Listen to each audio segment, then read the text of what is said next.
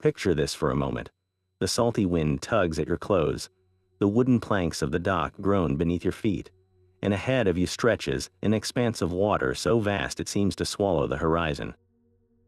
That ship, creaking as it bobs in the harbor, isn't just a vessel. It's your home, your fortress, and your only hope for the next year, maybe even 3.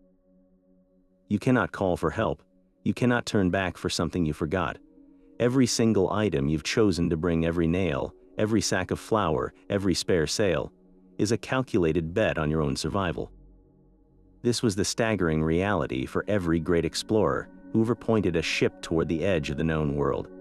We often focus on their triumphant landfalls or their tragic ends, but we rarely stop to consider the monumental puzzle they had to solve before they even cast off a single line. How on earth did explorers like Columbus, Magellan, and Cook possibly pack for voyages that could last for years into the absolute unknown? What do you even put on a packing list when your destination is literally a blank space on the map? This question is the gateway to a story far richer than simple logistics. Unpacking the holds of these legendary ships reveals a narrative of life or death decisions, of brilliant ingenuity, and of heartbreaking sacrifices. It's a story written not in grand declarations, but in the silent language of supply manifests and cargo lists. We're going to dig into the incredible calculations that determined how much water could be carried before it turned foul, what foods could possibly last without refrigeration for months on end, and how many spare parts were needed to keep a wooden ship afloat in hurricane-force winds. This was a high-stakes game where forgetting a single item, like a specific type of medical supply or a crucial tool for repair, could doom an entire crew to a lonely grave in the deep. The packing list was, in essence, the first and most critical battle of any expedition. But beyond the bare essentials for survival, these ships were also floating laboratories and outposts of empire. They carried strange and wonderful cargo meant not for the crew, but for the future. Seeds for planting in new lands, scientific instruments to measure the stars, and trinkets for trade or diplomacy with civilizations they could only imagine. Each item tells a dual story, one of practical necessity and another of profound human ambition. So, join us as we pull back the tarpaulin and peer inside. This journey isn't just about crates and barrels. It's a deep dive into the human spirit itself, facing down the terrifying emptiness of the ocean armed with little more than preparation, hope, and an unshakable will to see what lies beyond the curve of the earth. To truly grasp the monumental task these explorers faced, we have to move beyond the idea of a simple checklist. This wasn't a matter of packing a suitcase for a holiday. It was a grand strategic exercise, a brutal form of logistical triage played out on a global scale. Every single decision was filtered through 3 unforgiving constraints: space, weight, and time. The holds of these ships were not cavernous warehouses. They were cramped, damp, and meticulously organized spaces where every cubic foot was a precious commodity. Planners weren't just asking, "What do we need?" but "What can we absolutely not survive without, and in what quantity?" This led to heartbreaking choices where items deemed non-essential for survival, like personal comforts or even some medical supplies beyond the basics, were often the first to be sacrificed. The planning process itself was a fascinating blend of hard data and pure speculation. For known routes, like early voyages down the coast of Africa, captains could rely on previous sailing times and established sources of fresh water and food. But for voyages into the absolute unknown, like Columbus's journey west or Magellan's push into the Pacific, they were essentially guessing. They had to calculate provisions based on the most optimistic, the most pessimistic, and the most likely scenarios all at once. The standard practice was to calculate rations per man, per day. So, for a crew of 100 men on a voyage estimated to last 1,000 days, you're immediately talking about 100,000 daily rations. That number alone dictates the size of the ship you need. A single day's delay, a single storm that blows you off course, could throw those delicate calculations into a death spiral. This is where the concept of redundancy became a matter of life and death. For absolutely critical supplies, especially food and water, You never packed the bare minimum. You packed a surplus, sometimes a significant one. If your calculations said you needed 1,000 barrels of water, you might take 1,200. Because if you underestimated the vastness of the Pacific Ocean, as Magellan's crew tragically did, that extra buffer was the only thing standing between you and death by thirst. The same went for staple foods like hardtack, the rock-hard biscuit that formed the backbone of a sailor's diet. It was common to pack 20% more than theoretically required, because spoilage, infestation by weevils, and losses from storms were not possibilities. They were inevitabilities. The mindset of these planners was fundamentally different from our own. We live in a world of abundance and resupply. They operated in a world of scarcity and isolation. Every item loaded into the hold had to serve multiple purposes or have a long, stable shelf life. This strategic packing philosophy extended beyond simple sustenance.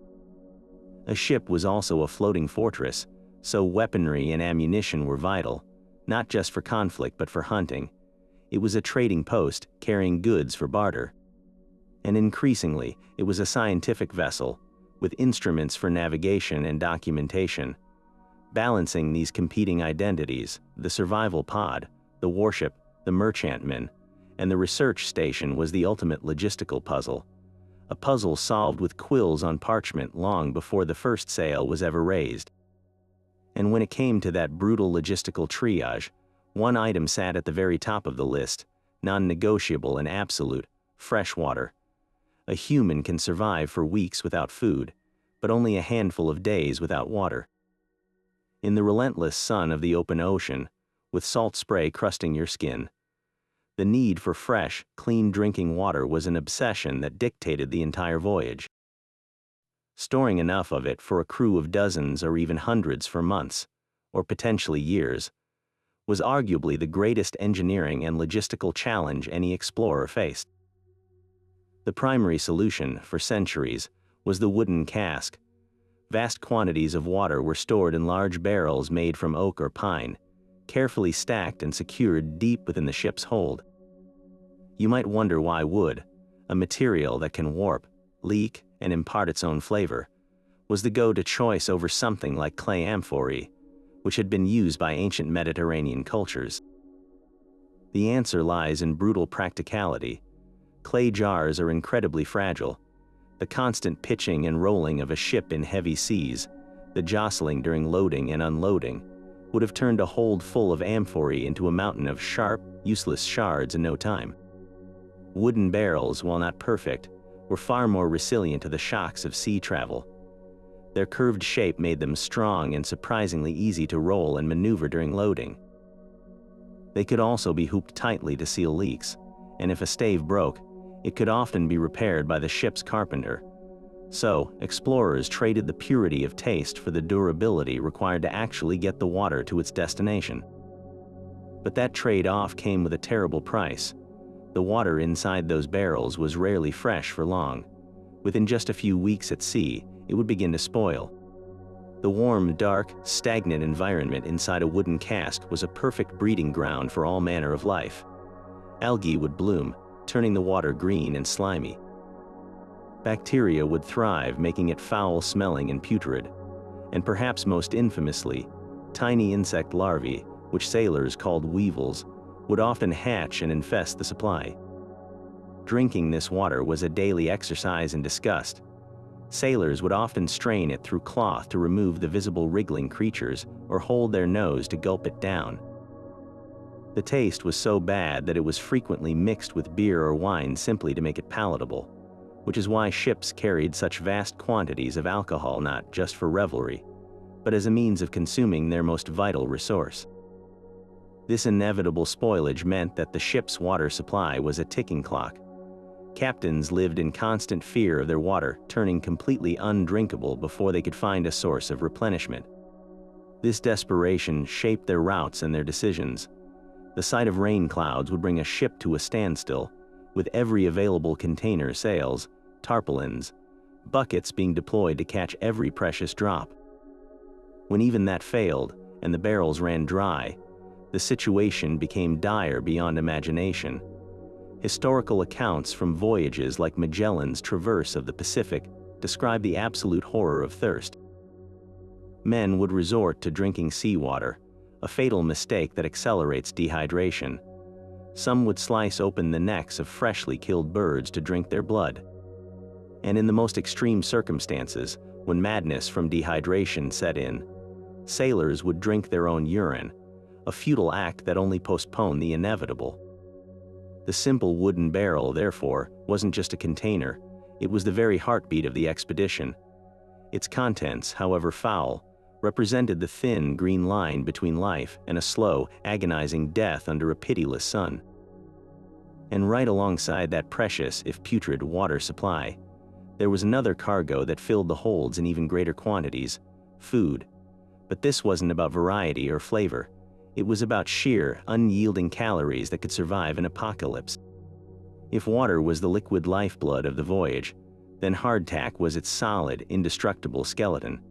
Imagine a biscuit so hard that it could literally break a tooth. A substance that was less a baked good and more a culinary weapon.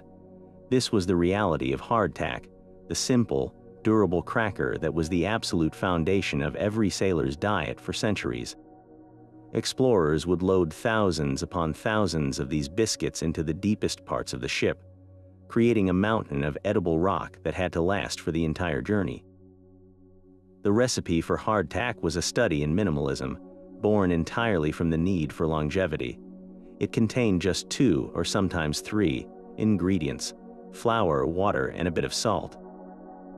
There were no eggs, no butter, no yeast, nothing that could spoil. The process was equally straightforward. Bakers would mix the ingredients into a stiff dough, roll it out, and cut it into large, plain squares.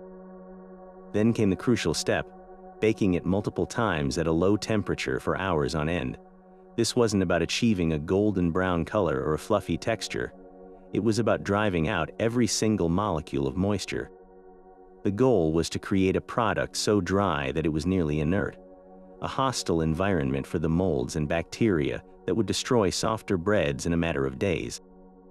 The result was a biscuit with the hardness of a modern-day roofing tile and the flavor of plain, unsalted cardboard. This brutal baking process gave hardtack its legendary shelf life. Properly stored in a dry cask, it could remain technically edible for years, even decades. There are stories from the 19th century of military units being issued hardtack that had been baked during the Mexican-American War, more than 10 years prior. On a multi-year exploration, this stability was priceless. But that incredible longevity came with some rather unpleasant side effects. The most famous, or infamous, of these was the weevil infestation. The flour used to make the hardtack often contained weevil eggs, which the baking process did not kill. Sealed away in the dark, warm hold of the ship, these eggs would eventually hatch. A sailor would open a barrel to find the biscuits crawling with tiny, pale grubs. Before eating, a sailor's first task was to tap his biscuit sharply on the table to dislodge the inhabitants. The common saying was that you ate your hardtack in the dark, so you wouldn't have to see what you were consuming. It was a source of extra, unintended protein. Making this rock-like substance actually edible required a great deal of creativity, born from sheer desperation. You couldn't just bite into it, you'd risk serious dental injury. So sailors developed methods to soften it. The most common technique was to soak it. They might dunk it in their daily allotment of beer or wine, if they had any left. More often, it was soaked in the ship's vile water or, in a particularly grim practice, in the brine from the salt meat barrels. This created a soggy, salty pulp that was at least chewable. Another common dish was called skilligelly, a sort of porridge made by crumbling the hardtack into a pot of boiling water, perhaps with a few scraps of fatty salt pork added for flavor. It was a bland, monotonous mush, but it was warm and it filled the stomach. In a way, hardtack was a perfect metaphor for life at sea, incredibly tough, often unpleasant, and requiring immense effort just to make it bearable. Yet, for all its faults, this simple biscuit was a triumph of food preservation science, a humble square of flour and water that literally fueled the age of discovery. While hardtack provided the essential carbohydrates, The crew needed protein to maintain their strength for the grueling manual labor of sailing. This vital nutrient came almost exclusively from a single, heavily preserved source: salt meat. Vast barrels of salted pork and beef were as much a feature of the ship's hold as the water casks and biscuit sacks. The process of creating this long-lasting protein was a race against decay, a preservation method perfected over centuries. Immediately after slaughter, entire sides of pork or large cuts of beef would be heavily coated in coarse salt. This salt acted aggressively, drawing out the meat's moisture through osmosis. The expelled water, now a briny liquid, would be drained away, and the meat would be packed tightly into barrels, often with even more salt poured between the layers to ensure every surface was covered. This created an environment so salty that it was lethally inhospitable to the bacteria that cause rot. A properly salted and barreled piece of meat could remain edible, from a purely technical standpoint, for several years, making it the perfect, if deeply flawed, solution for a multi-year voyage. The reality of preparing and eating this meat, however, was a far cry from a hearty meal. Before it could even be considered for cooking, the salt meat had to undergo a lengthy transformation. A chunk taken from the barrel would be as hard as wood and so intensely salty that biting into it directly would be unbearable. The first step was always a long soak, often for 12 hours or more, in fresh water, if it could be spared, or more commonly in seawater. This was meant to rehydrate the desiccated fibers and leach out some of the excess salt. Even after this soaking, the meat remained incredibly tough, requiring hours of boiling in a large copper pot called a copper to become even marginally chewable. The resulting stew, often containing crumbled hardtack to thicken it into a gruel, was a monotonous staple. Sailors gave it unappealing nicknames like salt horse, sometimes joking grimly that they were actually eating old cavalry mounts because of the meat's questionable texture and origin. Despite this, it was a crucial part of the diet, providing the calories and protein needed to haul on ropes and climb the rigging. Recognizing the toll this dismal diet took on morale and health, especially the threat of scurvy from a lack of fresh nutrients, captains with means would add a more unpredictable element to the food supply: a floating farm. Ships, particularly those on prestigious, well-funded expeditions, would often carry a menagerie of live animals. Coops of chickens provided an intermittent supply of precious fresh eggs, and perhaps a rare meal of poultry. Goats were valued for their milk and their ability to eat almost anything on board, while a few pigs or even a solitary cow might be kept on the larger vessels. These creatures represented a walking, breathing larder of fresh meat, but managing them was a significant challenge. They required space, feed, and water, all scarce commodities. The cacophony and smell added another layer of misery to the already crowded and pungent ship. Furthermore, the animals were vulnerable to the same harsh conditions as the crew, succumbing to storms, seasickness, and disease. The slaughter of one of these animals was a major event, a fleeting taste of normalcy in a world of hardtack and salt horse, a brief reminder of a life beyond the endless, salted sea. Yet for all the careful planning around hardtack and salt meat, there was a silent killer lurking in the holds of these ships, a disease that would prove more deadly than any storm or battle. Scurvy, the scourge of sailors, was a mystery that haunted the age of exploration. Its arrival was slow and insidious. A crewman would first feel a general lethargy, his gums becoming tender and starting to bleed. Old wounds might reopen, and his skin would become covered in dark bruises. As the disease progressed, the symptoms turned truly horrific. Teeth would loosen and fall out, breath becoming a foul stench. The victim's body would swell with edema, and they would suffer from agonizing joint pain. In the final stages, delirium would set in, followed by death from hemorrhage or sheer exhaustion. A ship could set sail with a healthy, robust crew and, after 3 months at sea, be a floating hospital of the dying, unable to even raise a sail for want of able-bodied men. The true cause was a simple deficiency of vitamin C, a nutrient essential for producing collagen, the glue that holds our bodies together, but for centuries, this was completely unknown. Physicians and captains attributed scurvy to everything from damp sea air and laziness to tainted meat or even moral failings. The search for a cure became a desperate, trial-and-error process that spanned generations. One of the most famous figures in this fight was Captain James Cook. On his epic voyages across the Pacific, Cook was a zealot in the war against scurvy. He enforced a regime of what he called antiscorbutics, substances he believed would prevent the disease.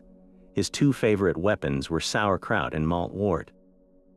Sauerkraut, fermented cabbage, actually does contain a small amount of vitamin C, and Cook's insistence on serving it regularly did seem to help his crews.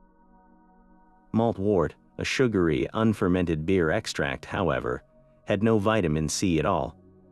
Cook's success was a mixture of partial solutions and sheer force of will. He maintained strict cleanliness and forced his men to eat what he provided, which likely reduced other illnesses and helped overall health, even if his science was flawed. Long before Cook, there were glimmers of the true answer. As early as the 1600s, some sea surgeons recognized that citrus fruits had a miraculous effect. British naval commander Sir James Lancaster, on a voyage to the East Indies in 1601, personally supplied his crew with 3 teaspoons of lemon juice every day. His men remained remarkably healthy, while sailors on other ships in the same fleet died in droves from scurvy. The problem was one of preservation and theory. How do you keep fresh lemon or orange juice stable on a years-long voyage?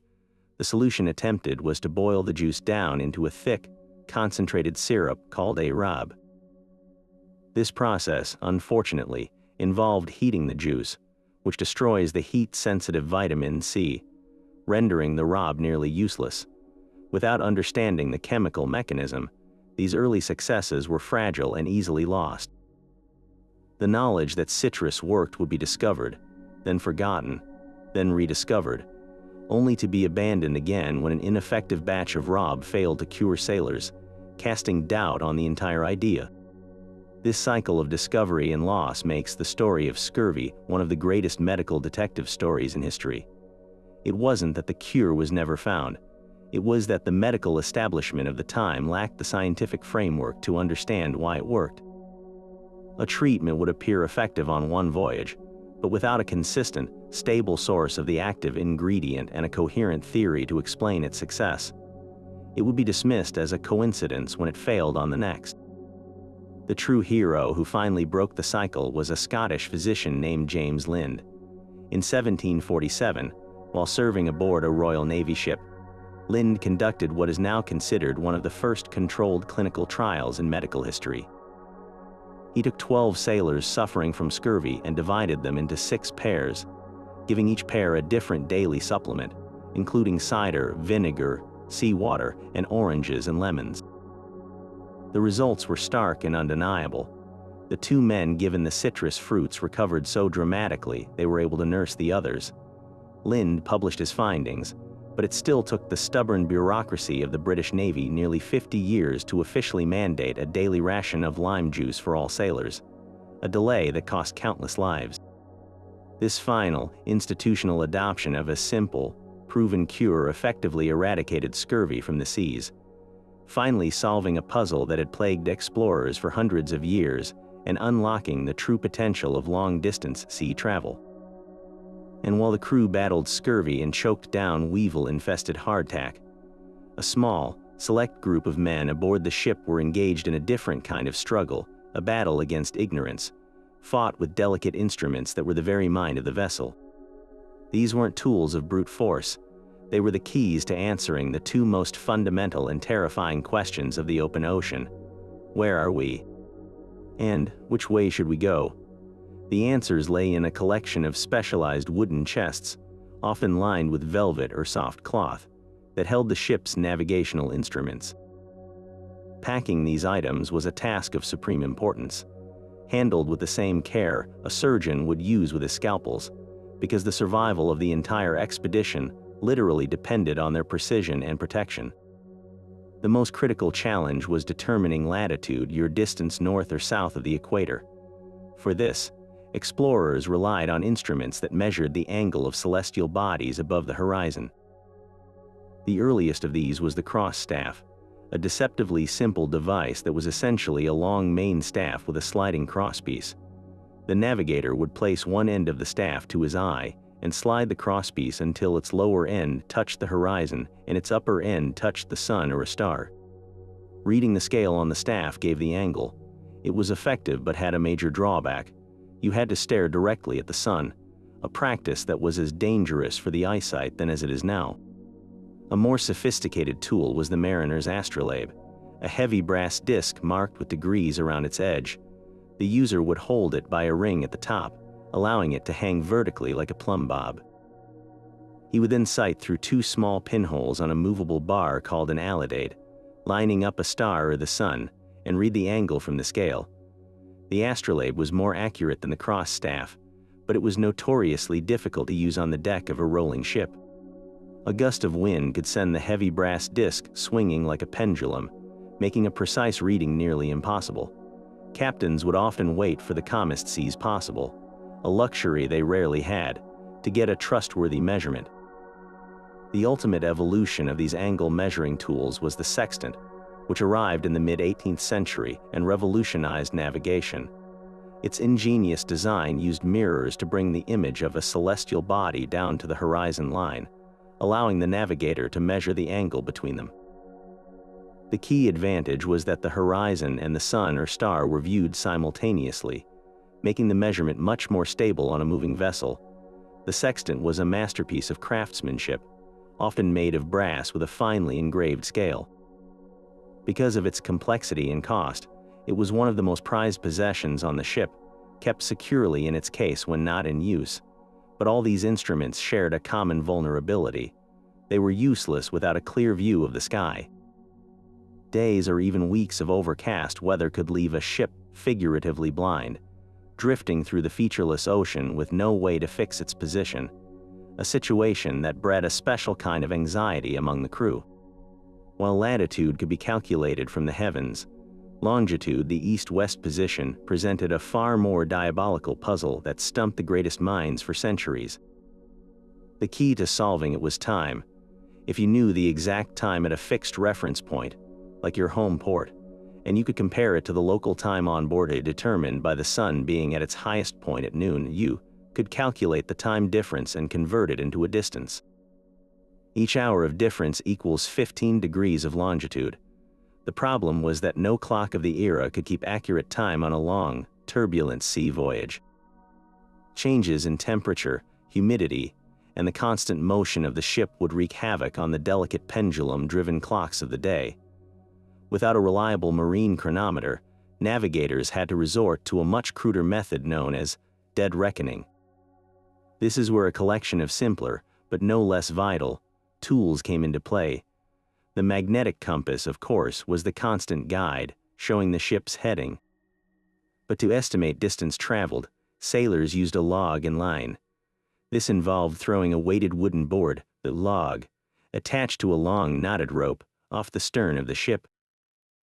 As the ship moved forward, the rope would pay out over a measured time, typically timed with a small sandglass. The number of knots that passed through the sailor's hands gave an estimate of the ship's speed in knots, a term we still use today. This method was highly susceptible to error from currents, winds, and the skill of the man throwing the log. To keep track of the cumulative time for their dead reckoning calculations, the ship relied on its collection of precious hourglasses. These were not just simple timers. A ship would carry a set of them, from small 30-second glasses for timing the log line to massive 4-hour glasses for tracking the length of a watch. The turning of the half-hour and 4-hour glasses was a sacred duty, marked by the ringing of the ship's bell. The sand inside was a constant, silent reminder of time's passage, each grain a measure of distance into the unknown. A single broken hourglass or a sleepy sailor forgetting to flip one could throw the entire dead reckoning position off by dozens of miles. A potentially fatal mistake when you were searching for a small island in a vast ocean. These fragile instruments, from the polished brass of the sextant to the simple wood and sand of the hourglass, were the collective consciousness of the ship, a delicate web of measurements and time that, when skillfully interpreted, could guide a wooden vessel across thousands of miles of trackless water to a predetermined spot on the globe. But the meticulous calculations for food and water, and the delicate science of navigation, all existed against a stark and sobering backdrop. For the men aboard these ships, the unknown horizon held more than just geographical mysteries. It held the very real threat of violence. Exploration was not a peaceful academic exercise. It was an extension of state power, a competition for unimaginable wealth, and a venture that often projected force into regions where it was neither welcome nor understood. Consequently, the holds of these vessels were not just packed with scientific instruments and provisions. They were also carefully stocked arsenals, prepared for conflict on both sea and land. The most formidable of these weapons was the ship's artillery. A large exploring vessel, like one of Captain Cook's or a Spanish galleon, was a floating fortress, its sides pierced with gun ports for a battery of cannons. These were not the massive, slow-firing siege guns of land battles, but rather a range of cannon types designed for naval warfare. The main armament often included demi-culverins or long 9-pounders guns that could fire a 9-pound iron ball with reasonable accuracy and range. Their primary purpose was to disable or destroy other ships, whether they were rival European vessels or well-armed pirates, but they also served a crucial psychological and diplomatic role. The thunderous roar of a cannon fired in salute, or as a warning shot along an unfamiliar coast, was an unmistakable demonstration of power, a language that required no translation. It announced the arrival of a civilization capable of immense destruction. Storing the ammunition for these guns was a matter of the highest security and danger. Deep in the bowels of the ship, below the waterline where it was safest from enemy fire, lay the magazine. This was a special, isolated room, often lined with lead or thick wood to prevent sparks. Here, the ship's master gunner and his most trusted assistants would carefully store barrels of black powder. The rules for the magazine were absolute. No naked flames were ever permitted. Light was provided by a single lantern shining through a thick glass window from an adjacent room, and anyone entering had to wear felt slippers to prevent static sparks. A single mistake in the magazine, a dropped tool, a stray spark from a shoe nail, could ignite the powder and blow the entire ship to splinters. This ever-present risk meant that the men who handled the powder were among the most disciplined and cautious on board. For close-quarters combat, either during a boarding action against another ship or during a landing party on shore, the crew and marines carried an array of personal weapons. The most common firearm was the musket, a smoothbore long gun that was powerful but notoriously inaccurate. A well-trained soldier might hit a man-sized target at 80 yards, but in the chaos of a ship's deck or a dense jungle, volley fire at close range was the standard tactic. Alongside muskets, officers and sailors might carry flintlock pistols for point-blank confrontations. But when the fighting descended into a frantic, hand-to-hand struggle in confined spaces, edged weapons took over. The cutlass, with its short, heavy, curved blade, was the quintessential sailor's weapon. It was ideal for fighting on a crowded, heaving deck where longer swords would be cumbersome. Its design allowed for powerful, slashing attacks in tight quarters. Complementing the cutlasses were pikes and boarding axes, tools used to repel enemy boarders by keeping them at a distance or to hack through rigging and doors. When a landing party went ashore to explore, trade, or claim territory, their appearance was deliberately intimidating. These men were not just adventurers, they were an armed expeditionary force. Over their practical clothing, they would often don pieces of armor. A typical outfit might include a steel breastplate and backplate, protecting the torso from arrows and spears. A Morian helmet, with its distinctive crest, would shield the head. This armor was not the full plate suit of a medieval knight. It was a compromise between protection and mobility, designed for a skirmish in a tropical environment rather than a pitched battle on an open field. The sight of these steel-clad figures, armed with muskets and steel, emerging from their longboats onto a beach must have been an awe-inspiring, and likely terrifying, spectacle for indigenous peoples encountering Europeans for the first time. This martial readiness underscores a fundamental truth about these voyages.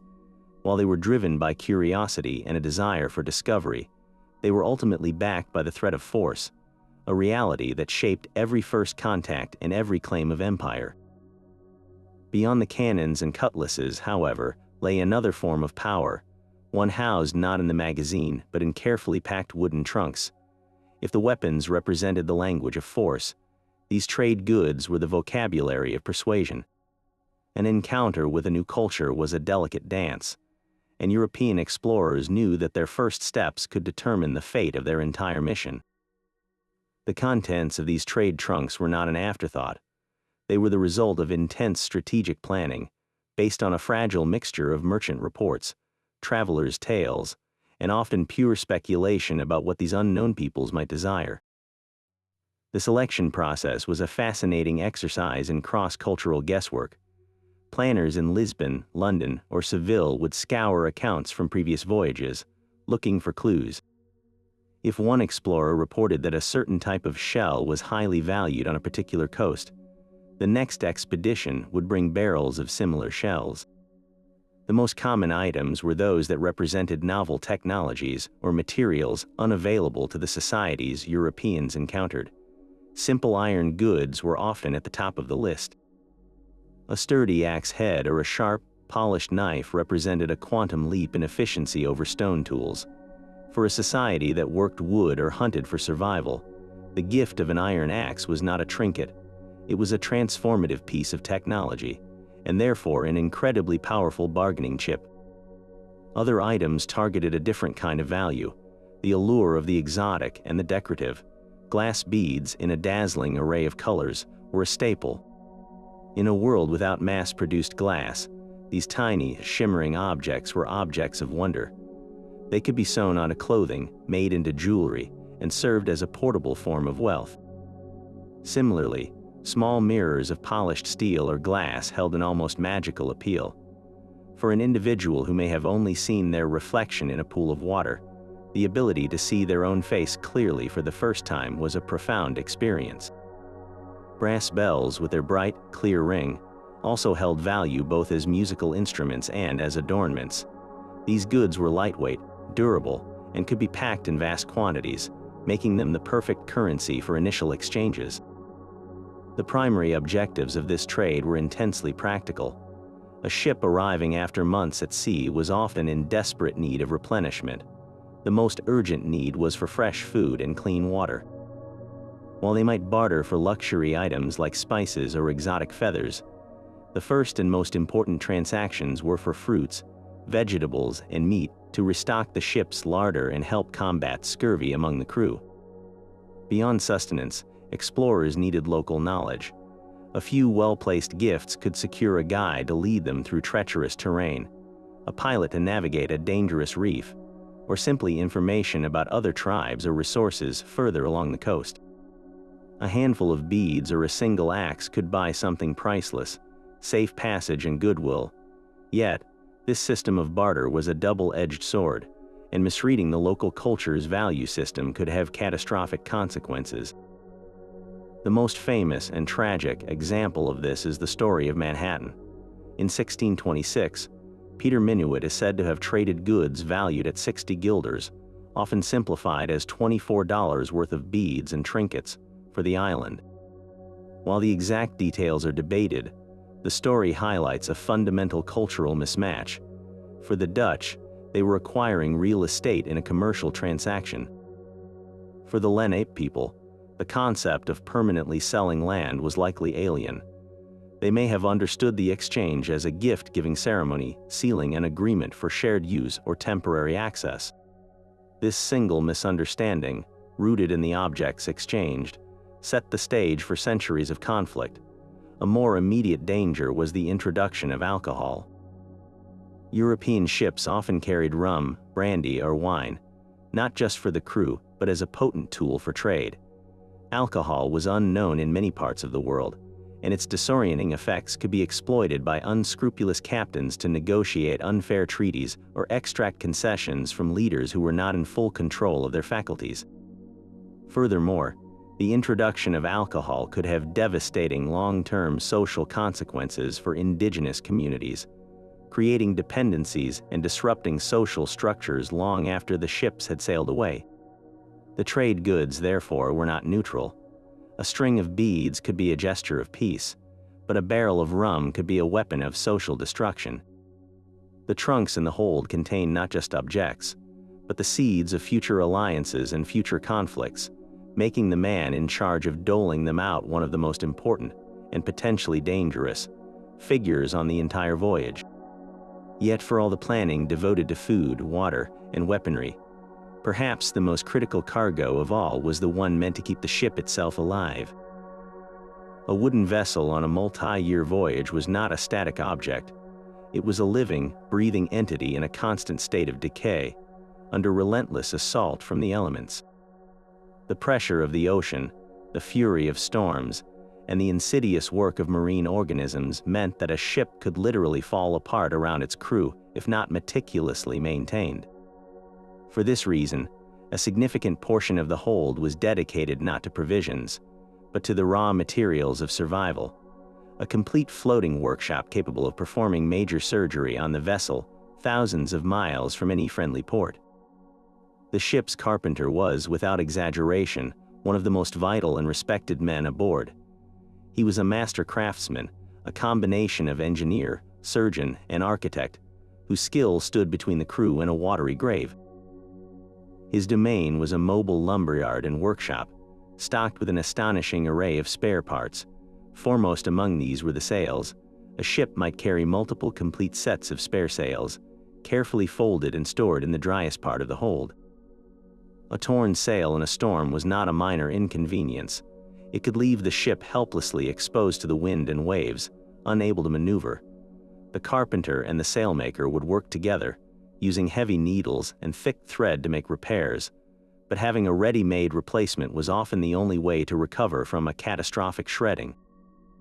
Then there was the rope.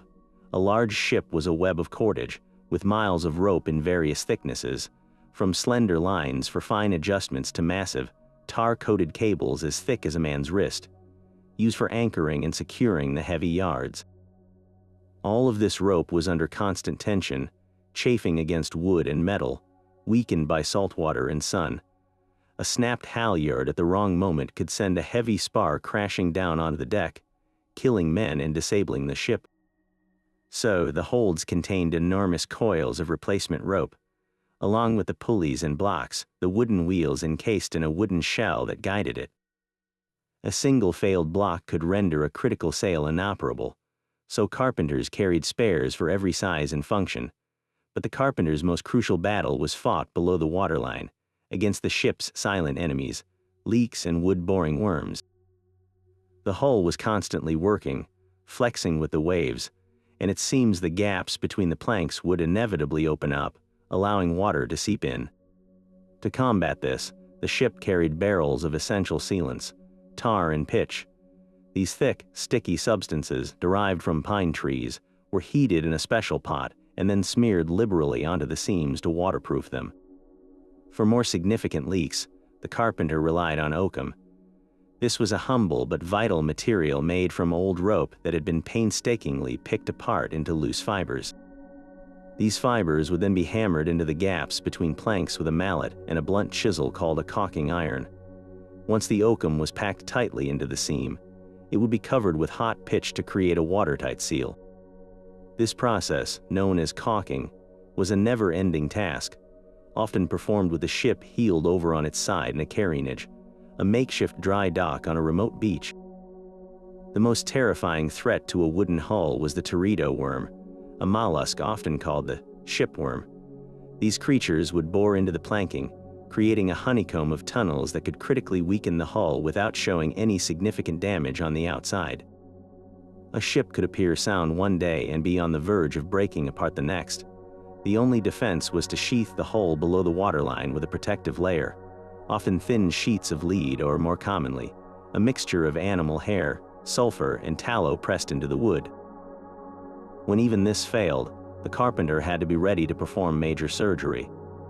This is why ships carried spare timbers, pre-cut planks, knees the naturally curved pieces of wood used for bracing, and even entire replacement masts or yards. In extreme cases, the carpenter might have to fashion a whole new section of the hull, a monumental task performed with basic hand tools while the ship rode at anchor in some uncharted bay. The sound of his hammer and saw was the sound of the expedition's continued existence, a testament to the fact that these voyages were sustained not just by courage, but by an exhaustive preparation for every conceivable failure. Within the carefully calculated chaos of provisions and powder, a different kind of cargo demanded its own sacred space, one that reflected a burning curiosity rather than a basic need for survival. For the great voyages of the Enlightenment, particularly in the latter half of the 18th century, the mission expanded beyond mere trade routes or territorial claims. The goal became the systematic acquisition of knowledge itself. This required a new class of passenger, the naturalist, the astronomer, the artist, and for them, the ship's hold had to accommodate a floating laboratory, a collection of instruments so delicate and precise they represented the very cutting edge of European science. The most iconic of these tools was the telescope. While used for navigation, its scientific purpose was far grander. Astronomers aboard these vessels aimed their lenses not just at familiar European stars, but at the unfamiliar skies of the southern hemisphere. Their task was to record new constellations, track the movements of planets from different vantage points, and observe celestial events like the transit of Venus, a rare astronomical alignment that offered a chance to calculate the size of the solar system. Packing a large, brass-bound telescope with its fragile glass lenses was a nerve-wracking exercise. It was disassembled into its component tubes and carefully nestled in a custom-made wooden case, packed with wool or straw to cushion it from the constant shocks of the voyage. Its presence on board signaled that the expedition's eyes were turned as much toward the heavens as toward the horizon. But the true wonders were found on land, and for that, the naturalists needed an entirely different toolkit. The figure who perhaps best embodies this shift is Joseph Banks, the wealthy and fiercely ambitious young botanist who accompanied Captain James Cook on his first epic voyage aboard the Endeavour. Banks did not travel lightly.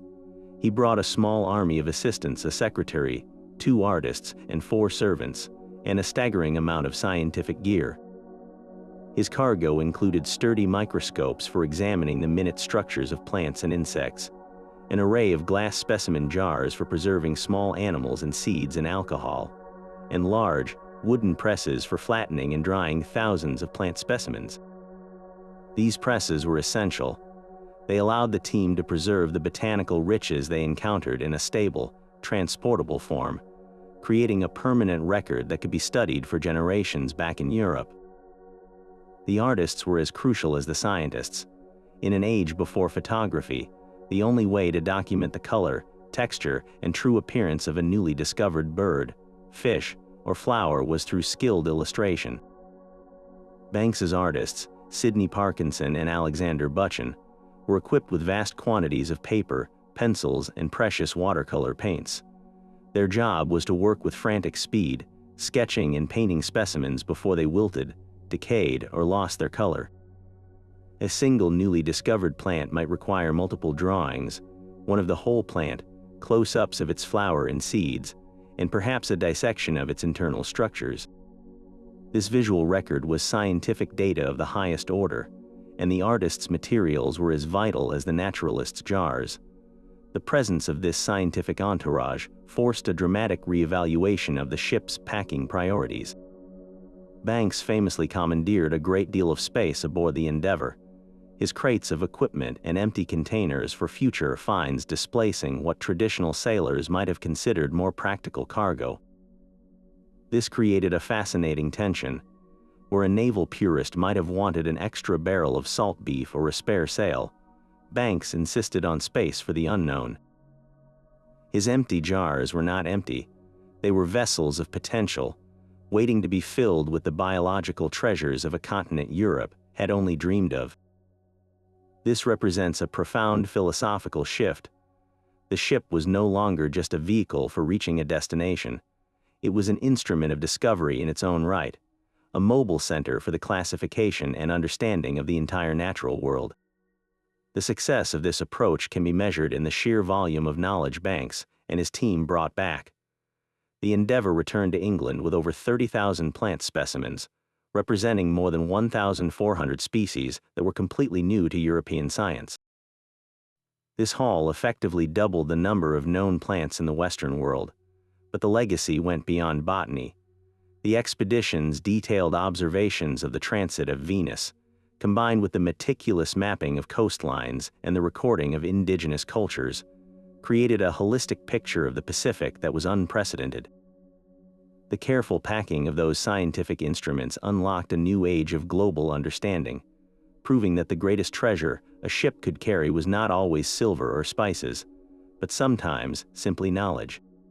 And yet, for all the grand strategy of supply manifests and the towering ambitions of science, life aboard these ships was lived one cramped, personal space at a time. While the ship's holds were packed for the survival of the many, the individual sailor's world was heartbreakingly small, contained within the 4 wooden walls of his sea chest. This chest, often no larger than a modern suitcase, was his only private domain in a world of shared hardship, a floating closet, a safe, and a sanctuary that held the entirety of his personal life for years on end. Unlocking its lid reveals a story not of empire or discovery, but of simple human resilience and the desperate search for comfort in an unforgiving environment. The contents of this chest were dictated by brutal necessity and strict regulation. Space was so precious that every item had to justify its existence multiple times over. At the core of every sailor's belongings were his clothes, though change is a generous term. A typical seaman might own 2, perhaps 3, of everything: a pair of canvas trousers, a couple of shirts, a warm woolen jumper for cold nights on watch, and a neckerchief to protect against the sun and salt spray. There were no laundry facilities. Clothes were washed infrequently in seawater, which did little more than make them stiff and crusted with salt. The primary defense against filth and vermin was a simple sewing kit, known as a housewife. This small roll of cloth held needles, thread, and scraps of fabric, allowing a man to endlessly patch tears, darn socks, and reinforce the seams of garments that had to last the entire voyage. His skill with a needle was as important as his skill with a rope. Beyond clothing, his tools defined his daily existence. A personal knife was absolutely essential, used for everything from cutting rope and salt meat to whittling during rare moments of idle time.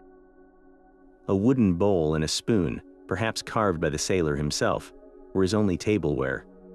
For lighting his way below decks, he might have a tallow candle, though its foul smell meant it was often used sparingly. And for the countless small injuries of shipboard life, from splinters to rope burns, a man might carry a small personal supply of salve or a clean rag for bandages, as the ship's surgeon supplies were often reserved for more serious cases. These were not luxuries, they were the fundamental instruments for maintaining a shred of personal dignity and basic function. But within this stark practicality, we find the truly human elements, the things a man packed not for his body, but for his spirit. For many, a clay tobacco pipe and a pouch of tobacco were non-negotiable. The ritual of packing, lighting, and smoking a pipe offered a few minutes of profound peace, a small, controlled fire, and a familiar taste in a world of chaos. It was a social activity, a moment of camaraderie that helped bind the crew together. Then there were the totems of memory and hope. A lucky charm, a carved piece of bone, a strange stone from a home port, or a coin with a hole drilled through it was a common sight. These objects held no practical value, but their emotional weight was immense. They were a tangible link to a life left behind, a wife or a sweetheart, or a superstitious plea for protection from the vast, indifferent sea. For the rare sailor who was literate, a book was the ultimate treasure. It wasn't just a pastime, it was an escape hatch. A well-thumbed Bible, a book of hymns, or a cheaply printed adventure story could be read and reread until the pages were soft as cloth. In the dim light of a swinging lantern, a man could lose himself in its words, momentarily drowning out the groaning of the ship and the snoring of his mates. These personal effects, when laid out together, paint a poignant picture of a life reduced to its essentials. The sea chest was a world of stark contrasts, the sharp edge of the knife next to the softness of a worn letter from home, the smell of tar and sweat mingling with the sweet scent of pipe smoke. It reminds us that these epic voyages of discovery were undertaken not by mythical heroes, but by ordinary men who carried their tiny, fragile worlds with them, finding immense courage within the confines of a simple wooden box. While a sailor's sea chest held the essentials for his spirit, the clothes on his back were his primary defense against the relentless assault of the elements. Dressing for a multi-year voyage was an exercise in pragmatic layering, a system designed not for style but for sheer survival across climates that could swing from the icy gales of the Southern Ocean to the oppressive, humid heat of the equator within a matter of weeks. There was no single outfit suitable for the entire journey. Instead, a sailor's wardrobe was a modular toolkit, each piece serving a specific purpose in the endless battle against wind, water, and temperature. The foundation of this system was wool. Despite its reputation for being scratchy and heavy when wet, wool was the miracle fabric of the age of sail.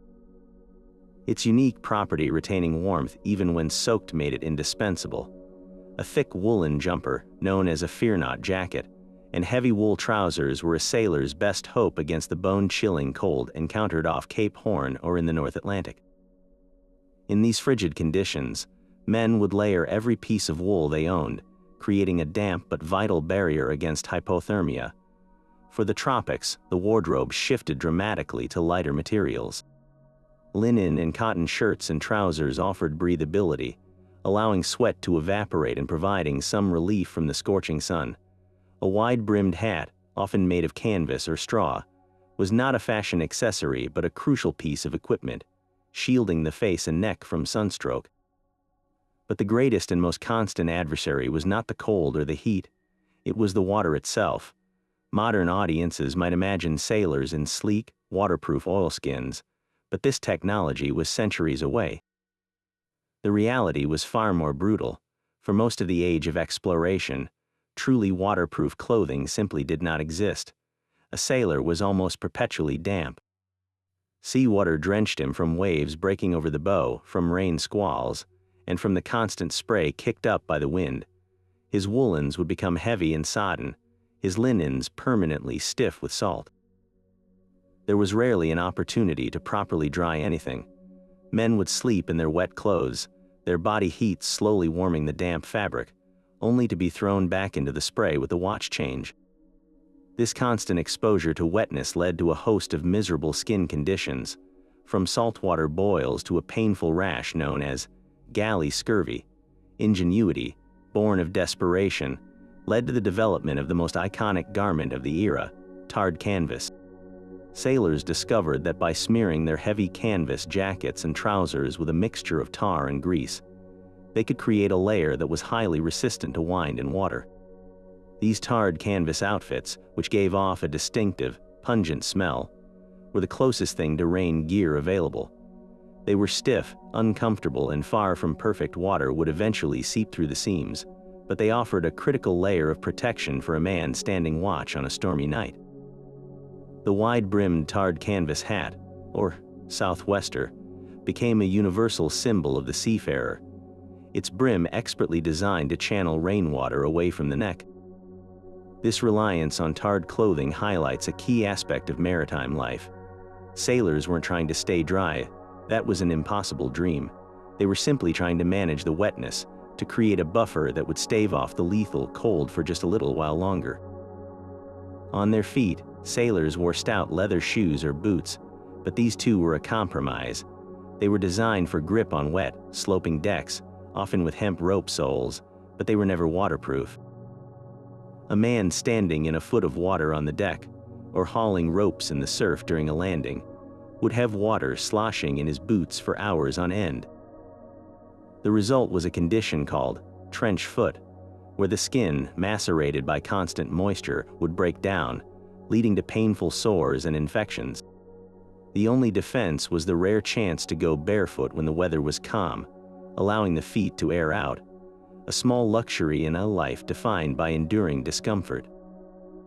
From the scratchy wool on their backs to the waterlogged leather on their feet, a sailor's clothing was a testament to human resilience, a second skin shaped by the unforgiving demands of the sea. Now we must turn to perhaps the most dreaded space on the entire ship, the surgeon's quarters. If the carpenter's workshop was a place of repair, the surgeon's domain was a chamber of horrors, a testament to the brutal limitations of medical science in the face of the sea's unforgiving violence. The contents of his chest were not so much tools of healing as they were instruments of damage control. A grim collection designed to address catastrophic injuries and rampant disease with speed and brute force, often inflicting tremendous pain in a desperate bid to save a life. The centerpiece of this macabre collection was the amputation kit. In an era before antibiotics, a simple compound fracture, a broken bone piercing the skin, was almost invariably a death sentence. Infection would set in, leading to gangrene, a condition where the flesh literally dies and rots while still attached to the body. The only hope was to remove the limb before the gangrene spread to the torso. The surgeon's kit contained a terrifying array of specialized saws, their blades fine-toothed for cutting through bone with gruesome efficiency. The procedure was a nightmare of speed and agony. The patient would be held down or given a swig of strong liquor, if any was available. A tourniquet was applied, and the surgeon would cut through muscle and sinew with a sharp knife before taking the saw to the bone. The goal was to complete the amputation in under 2 minutes, as the shock and blood loss beyond that point were almost always fatal. The stump would then be cauterized with a red-hot iron to seal the blood vessels, a searing pain that was often worse than the sawing itself. But amputation was just one facet of the surgeon's grim work. His chest held a variety of lancets and fleams for the practice of bloodletting, a medical theory that persisted for centuries. The belief was that many illnesses were caused by an imbalance in the body's 4 humors, and that releasing blood would restore equilibrium. A feverish sailor would have a vein opened, sometimes draining a pint or more of blood in a misguided attempt to cool his body, a treatment that only weakened him further. For dental problems, which were rampant due to the poor diet, the surgeon had a set of brutal-looking forceps, designed to grip and wrench out rotten teeth. There were also probes for exploring wounds, often leading to more damage, and suturing needles for closing gashes with crude stitches. Each of these tools, though intended to help, was a stark reminder of how little was understood about the human body and the true causes of infection. The medicines carried were, in many cases, as dangerous as the ailments they were meant to treat. For pain, the most powerful tool was laudanum, a tincture of opium. It could dull agony, but it was also highly addictive and could easily lead to a fatal overdose if administered carelessly. For the scourge of syphilis, a common affliction among sailors after shore leave, the standard treatment was mercury. A patient would be given mercury compounds to ingest or have mercury ointment rubbed into their sores, a practice that caused salivation, tooth loss, and neurological damage, often killing the patient more slowly and painfully than the disease itself. The surgeon also carried a range of purgatives and emetics, substances designed to violently empty the bowels or induce vomiting. The theory was that this would purge the body of toxins, but in a crew already weakened by scurvy and dysentery, such violent treatments could be the final straw. The ship's surgeon himself was often a man of contradictory skills.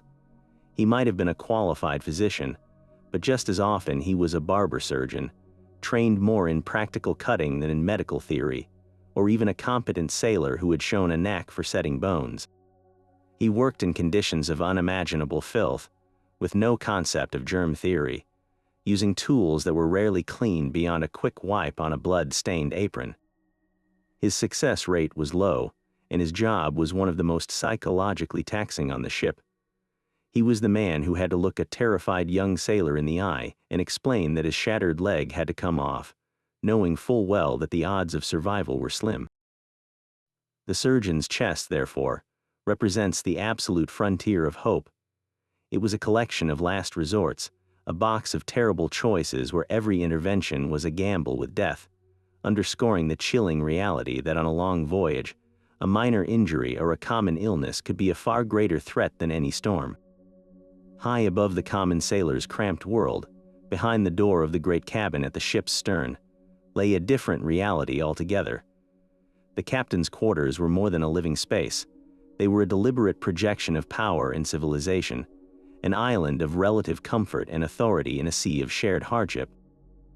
While the crew's personal effects were measured by the cubic foot of a sea chest, the captain and his senior officers transported a small household. These were not mere luxuries indulged in for selfish comfort. They were carefully chosen instruments essential for the success of the mission, each item serving a strategic purpose in maintaining command, fostering alliances, and upholding the fragile morale of the expedition's leadership. The most visible of these tools was the captain's wardrobe. Where a common sailor owned rough wool and tarred canvas, the captain packed uniforms of fine wool, linen shirts with lace at the cuffs, and a bicorn or tricorn hat adorned with gold lace. He did not dress this way for his own vanity. In an age where appearance was inextricably linked to authority, his fine clothing was a uniform of command. When he stepped onto the deck, his crisp, clean appearance created an immediate and unspoken contrast with the grimy, salt-stained crew. It reinforced the chain of command visually, reminding every man on board of the vast social gulf that separated them.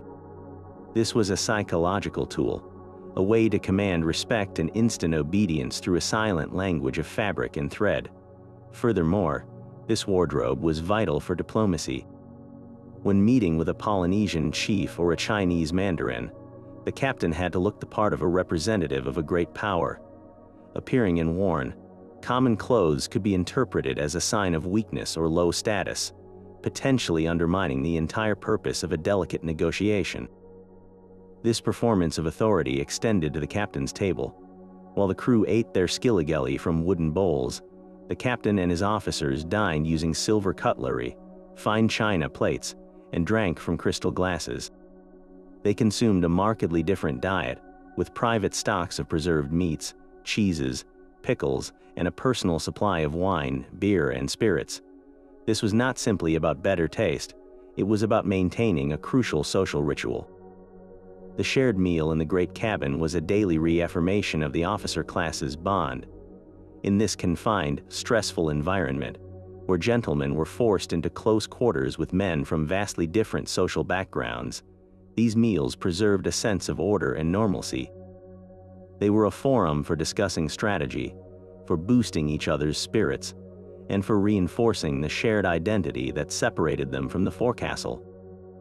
The clink of silver on china was a sound of stability, a reminder of the world they had left behind and the civilization they represented. Perhaps the most significant luxury, however, was space itself. The captain's cabin was often the only truly private area on the ship. Here, he maintained a portable library. These books were not merely for passing the time, they were vital reference works. His shelves would hold volumes on navigation, astronomy, ship handling, and the accounts of previous explorers. When facing an uncharted reef or an unfamiliar current, he could pull down a book by Cook or Dampier to see how they had handled a similar challenge. Alongside these practical texts, he would have a writing desk stocked with paper, ink, and sealing wax. This was the expedition's administrative heart. Here, he meticulously kept the official logbook, a legal document that recorded the ship's position, weather, disciplinary actions, and every significant event. He also wrote his personal journal, which would become the primary source for the voyage's history, and composed lengthy reports to be sent back to the Admiralty or his financial backers. The ability to read, reflect, and write in solitude was a critical command function, allowing for the strategic thinking that guided the entire enterprise. These privileges also served a crucial diplomatic function.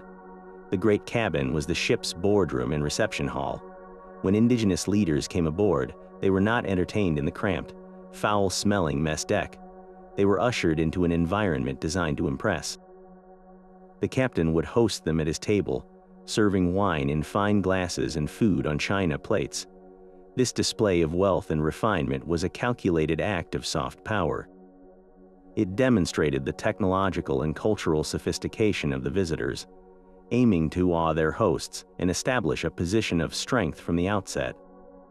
The ability to host fellow captains from other ships in the squadron with a degree of civility was equally important for maintaining fleet cohesion and morale among the officers. In this sense, the captain's china and silver were as much a part of the ship's arsenal as its cannons. They were weapons of diplomacy, essential for building the alliances and gathering the intelligence upon which the mission's success, and often its survival, depended. The luxury bestowed upon the captain was, therefore, a burden as much as a benefit, a necessary investment in the tools required to lead men through years of uncertainty and peril. Getting all of these supplies onto the ship was one thing. Making sure they stayed put for the duration of a violent, years-long voyage was an art form in itself. The process of stowage, of carefully placing every single barrel, crate, and cannonball, was a matter of physics as much as logistics. A poorly packed ship wasn't just inefficient, it was a death trap, a catastrophe waiting for the first major storm. The men responsible for this task, the boatswain and his team, were performing a high-stakes, three-dimensional puzzle where a single mistake could send the entire vessel to the bottom of the ocean. The single most important principle governing this entire operation was balance. A ship is a delicate object, designed to float upright and slice through waves. Its stability depends entirely on the distribution of weight. To understand this, imagine a simple drinking glass floating in a tub of water. If you place a heavy weight on one side of the rim, the glass will immediately tip over and fill with water. A ship at sea faces the same fundamental risk, but on a colossal scale and against the immense power of hurricane-force winds and 30-foot waves. The countermeasure was to place the heaviest items as low down in the ship as possible, deep within the very bottom of the hold. This massive concentration of weight, known as ballast, acted as a pendulum, lowering the ship's center of gravity and making it inherently more stable and resistant to capsizing. What constituted this vital ballast, the very essentials of survival? The massive water casks, each one weighing hundreds of pounds when full, were the primary component. They were carefully rolled into the deepest, darkest part of the ship and secured in place. Right alongside them went the stone ballast, tons of rough, heavy stones, or sometimes iron ingots, that served no purpose other than to add weight low in the hull. Then came the food, the endless barrels of salt meat and the enormous sacks of rock-hard ship's biscuit. These provisions were not just sustenance, they were integral to the ship's physical integrity. On top of this solid foundation of weight, the ship's most fearsome weapons, its cannons, were positioned on the gun deck. While not in the absolute bottom, their tremendous weight was still placed low in the vessel, and they were lashed down with heavy ropes to massive ring bolts in the deck to prevent them from breaking loose and becoming uncontrollable iron projectiles in a storm. Securing this mountain of cargo was a constant battle against the ocean's motion.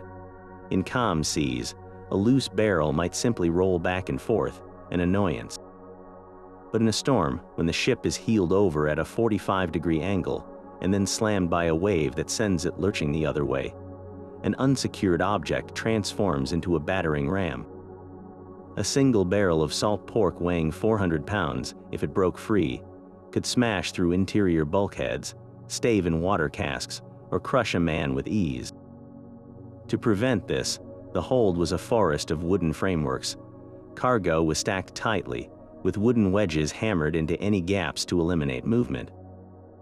Larger items were literally nailed or bolted to the deck.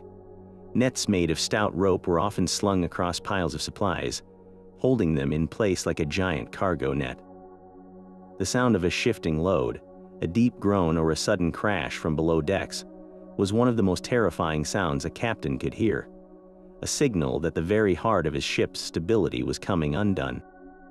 Moving through this labyrinth after the ship was loaded was a challenge in itself.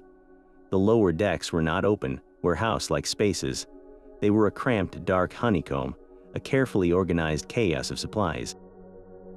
Narrow passageways, just wide enough for a man to squeeze through sideways, wound their way between towering stacks of barrels and crates.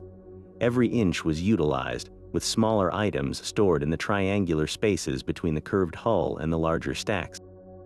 Light was provided only by the occasional flickering lantern, casting long, dancing shadows across the provisions.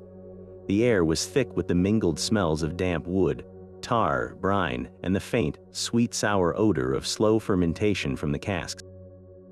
This was the ship's inner world, a silent, heavily laden kingdom that the crew rarely saw but whose perfect order was the unspoken guarantee of their survival, a testament to the unsung art of stowage that made exploration possible. And within that great cabin, amidst the silver and the china, sat the most vital cargo of all, one that weighed nothing but held the entire legacy of the voyage, the blank pages of the ship's official logbook and the captain's private journal. More than any spice or gem they might bring back, these written records were the true treasure for the sponsors and monarchs who funded these incredible journeys. The act of writing was not a passive hobby. It was an active, essential purpose of exploration, a deliberate process of turning the terrifying void of the unknown into organized, documented knowledge that could be replicated, studied, and claimed. The materials themselves were packed with immense care, treated as precious commodities. Paper was heavy, vulnerable to the damp sea air, and had to be protected at all costs. It was often stored in specially made tin cases or wrapped in oilcloth to keep it dry.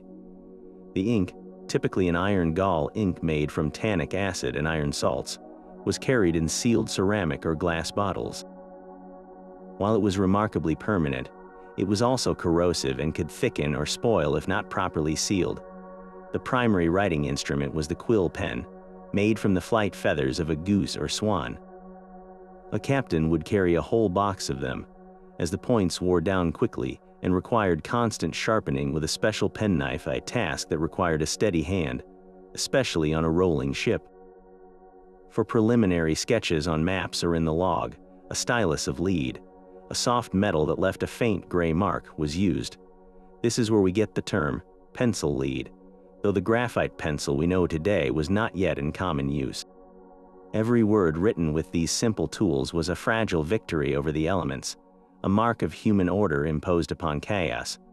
The ship's logbook was the legal and administrative heartbeat of the expedition. It was a formal, disciplined document, written with the knowledge that it would be scrutinized by admirals and accountants back home. Its entries were terse and factual, recorded with metronomic regularity.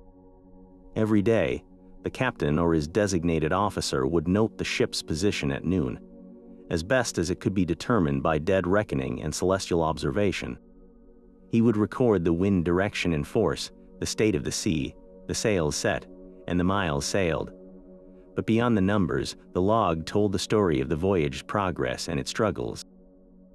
An entry might read, "Fresh gales and squally weather, lost a man overboard from the main topsail yard. Longitude by account uncertain." These dry lines conceal moments of sheer terror and profound loss. The log was also a financial record, noting expenditures of provisions and the condition of the ship's stores. For the backers in London or Seville, these entries were how they measured their investment's return, line by line, barrel by barrel. In stark contrast, the captain's private journal was where the human experience of command came to life. Here, away from the official gaze, a captain could express his doubts, his fears, and his wonders. Where the log might state, "made landfall," the journal could describe the breathtaking sight of a green mountainous island emerging from the morning mist, the smell of exotic flowers carried on the offshore breeze, and the anxious anticipation of what might await on the shore. It was in these private pages that captains like James Cook recorded their detailed observations of the people they met, their customs, their languages, their appearance. These journals became invaluable anthropological records. They also served as a confidential sounding board. A captain could vent his frustrations with a recalcitrant officer, confess his anxiety about a dwindling water supply, or ponder a difficult decision, like whether to risk a dangerous passage or turn back. The journal was a silent confidant, a place to unburden the immense psychological weight of leadership. This relentless documentation was what transformed adventure into science. Every coastline carefully sketched, every sounding of the depth recorded, every strange plant or animal described. These were the data points that filled in the blank spaces on the world map. The explorers were not just seeing these places, they were inscribing them into European consciousness. A newly discovered island, once drawn on a map and described in a journal, ceased to be a rumor and became a geographic fact. This process of naming, bestowing European names on capes, bays, and mountains was the ultimate act of claiming possession. The written word and the drawn map were the tools of empire, making the abstract idea of discovery concrete and actionable. The careful packing of that paper, ink, and quills was therefore an investment in the future, ensuring that even if the ship itself was lost, its knowledge, its story, and its claims might still survive, carried back on those precious, fragile pages. But beneath the cannonballs and the scientific instruments, tucked away in odd corners of the hold, were items that defy our modern logic of exploration. These weren't tools for survival or conquest in the traditional sense. They were the unexpected essentials, the peculiar answers to problems that only revealed themselves after months of isolation on the open ocean. Think of the ship's hold not just as a warehouse, but as a giant survival kit where every item, no matter how strange it seems, had a purpose born of brutal experience.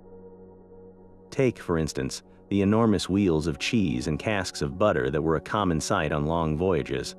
To us, cheese might seem like a simple snack, but for an explorer, it was a dense, durable package of essential calories and fat. In an era before modern preservation, fat was a precious commodity.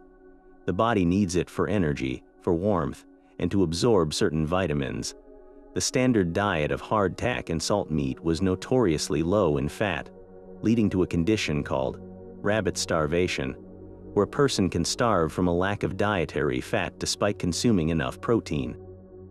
A hard, aged cheese like a Dutch Gouda or an English cheddar could survive for months in a cool hold, and a daily wedge provided a crucial source of these vital fats. Butter, stored in brine-filled casks to prevent rancidity, served the same purpose. It was a welcome flavor to mask the monotony of ship's biscuit, but more importantly, it was a lifeline, a way to keep the crew's energy levels from crashing during the most demanding physical labor. Then there was the alcohol, and the quantities were staggering. A ship might carry thousands of gallons of beer, wine, and spirits. While we often picture sailors drinking for recreation, the primary purpose was starkly practical. As we've discussed, fresh water spoiled quickly, becoming a green, foul-smelling broth. Alcohol, however, acted as a preservative. Beer, with its low alcohol content, was the everyday drink, a relatively safe and stable liquid that could be consumed in large quantities. Stronger spirits like rum or brandy were doled out more carefully. They were a disinfectant for wounds, a painkiller for surgical procedures, and a currency for trade. But they also played a crucial role in making the spoiled water palatable. A generous splash of rum could kill some of the bacteria and, more importantly, overpower the taste, allowing men to drink the water they needed to survive. It was a pharmaceutical and a psychological tool, a small, burning comfort that helped numb the hardships of life at sea. Beyond the belly, captains had to feed the mind. The psychological toll of a multi-year voyage is almost impossible to overstate. Imagine the profound monotony, the same faces, the same creaking timbers, the same endless expanse of water, day after day, week after week. This kind of sensory deprivation and social confinement could breed a deep, debilitating despair known as cafard, or the seaman's melancholy. To combat this invisible enemy, captains packed a surprising weapon: music. It was common for a ship to carry fiddles, flutes, and drums. During the evening watch or on a Sunday, men with talent would play jigs and reels. The sound of a fiddle cutting through the silence was a powerful antidote to isolation. It encouraged dancing, singing, and camaraderie, forcing men to interact and celebrate, even when their spirits were low. A drum was equally vital, not just for music, but for communication and maintaining rhythm during complex sailing maneuvers. These instruments were not luxuries. They were as crucial to morale as a full water cask was to thirst, a deliberate strategy to keep the crew's will from breaking under the weight of the immense, empty horizon. And for the moments when music wasn't enough, there was the solace of the hook and line, Every ship carried extensive fishing gear. This wasn't just a hobby, it was an emergency food source and a vital morale booster. A successful catch meant a rare, glorious meal of fresh fish for the entire crew, a temporary escape from the salt-preserved monotony. But the act of fishing itself was perhaps even more important. It gave men a purpose, a focus for their attention during the long, empty stretches between landfalls. Sitting on the deck with a line in the water was a form of active hope, a small, personal engagement with the sea that was productive rather than passive. It was a reminder that the ocean was not entirely barren, that it could provide. In this way, a simple fishing rod was a tool for maintaining sanity, a tangible connection to a world beyond the wooden walls of their floating prison, proving that the most essential items in the hold were sometimes those that served the human spirit as much as the body.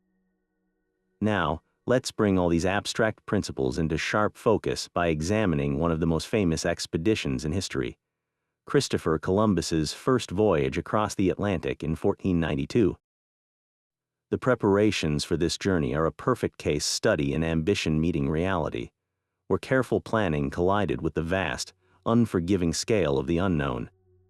We have surprisingly detailed records of what was loaded onto the three small ships, the Nina, the Pinta, and the flagship Santa Maria. Analyzing this cargo list reveals not just a supply manifest, but the very hopes and assumptions of Columbus and his royal Spanish sponsors.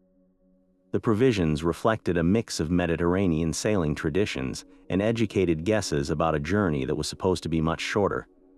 The core of the diet was, as expected, ship's biscuit and salt meat.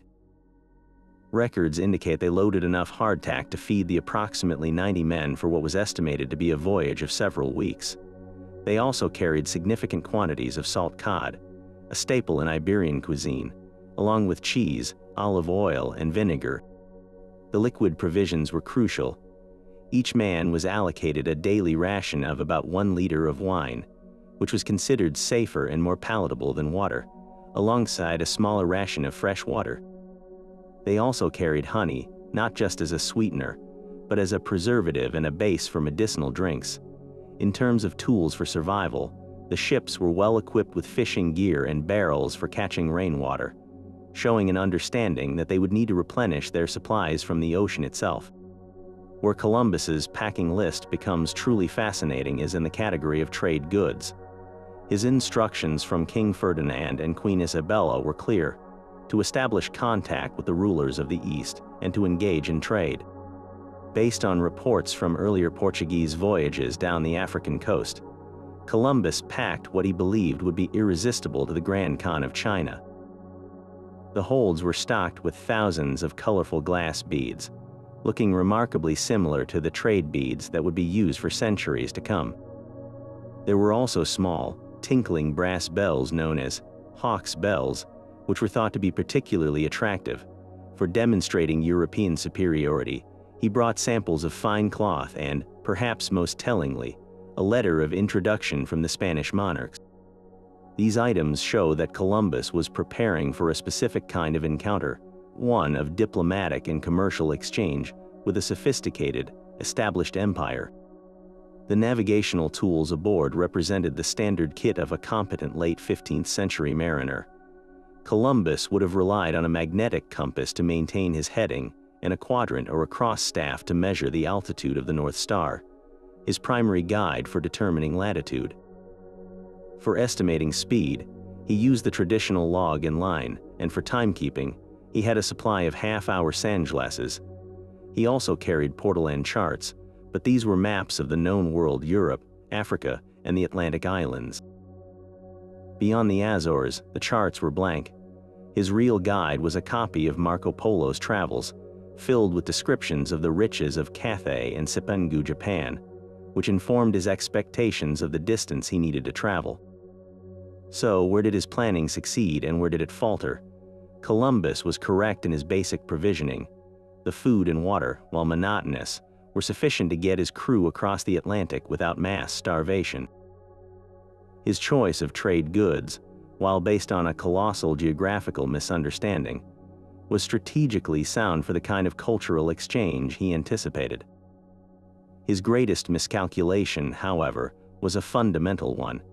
He drastically underestimated the size of the Earth and therefore the duration of the voyage.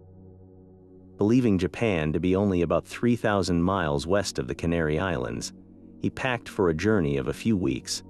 The actual crossing to the Bahamas took 5 weeks, a span that pushed his crew to the very brink of their endurance.